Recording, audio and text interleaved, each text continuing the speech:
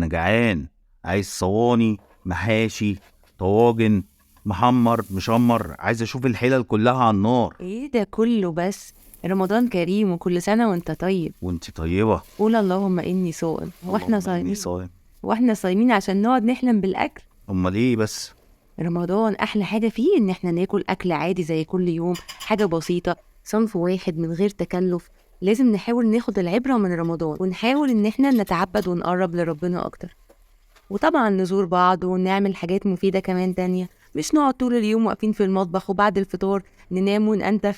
ايوه انا عارف، انا كنت بختبرك بس. ايوه طبعا عارفاك شطور. لا بس ريحة الاكل جميلة بصراحة، ولا عشان انا صايم ولا ايه؟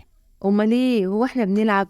لا باين التواضع بعد النصايح اللي انت قلتيها دي، التواضع طافح في الفيديو.